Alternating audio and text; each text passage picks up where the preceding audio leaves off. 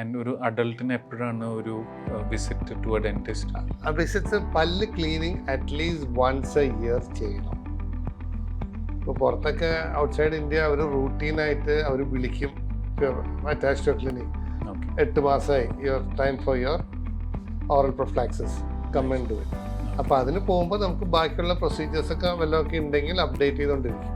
Once year clean ചെയ്തുകൊണ്ട് കുഴപ്പമില്ല. Clean ചെയ്യാന്ന് പറഞ്ഞാൽ അഴുക്കെടുത്ത് കളയില്ല. ചില ആൾക്കാർ വന്നിട്ട് ക്ലീൻ ചെയ്യണതിനൊപ്പം പല്ല് വെളുപ്പിക്കണം എന്നൊക്കെ പറഞ്ഞ് ബ്രഷ് അടിക്കുക എന്നൊക്കെ പറയും. അത് ചെയ്യരുത്.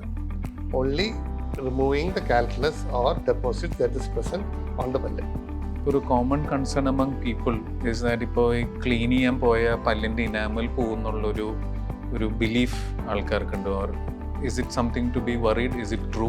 ഒട്ടുമല്ല. നമ്മൾ പല്ല് ക്ലീൻ ചെയ്യുമ്പോൾ സാധാരണ ഡെന്റിസ്റ്റ്മാർ ചെയ്യണത് ഈ ഒരു ഏരിയയാണ് ചെയ്യണത്. അതായത് മോണയും ഗംസും കൂടി തമ്മിലുള്ള ഒരു പോയിന്റ്, അവിടെയാണ് ഈ കാൽക്കുലസും പ്ലാക്കും ഡെപ്പോസിറ്റഡ് ആയിരിക്കുക. അപ്പോൾ ഈ നമ്മൾ ഒരു മെഷീൻ വെച്ചിട്ട് ചെയ്യുക, അൾട്രാസോണിക് ക്ലീനർ എന്ന് പറയും. അത് ഭയങ്കര ഹൈ സ്പീഡിൽ 40,000 60,000 RPM ഇങ്ങനെ വൈബ്രേറ്റ് ചെയ്യാം. അപ്പോൾ വൈബ്രേറ്റ് ചെയ്യുമ്പോൾ അവിടുന്ന് ഇതിനെ പൊടിക്കും, കാൽക്കുലസിനെ പൊടിച്ച് താഴെയിടും. അത് നമ്മൾ ഒരു സക്ഷൻ വെച്ചിട്ട് വലിച്ചെടുത്ത് കളയും.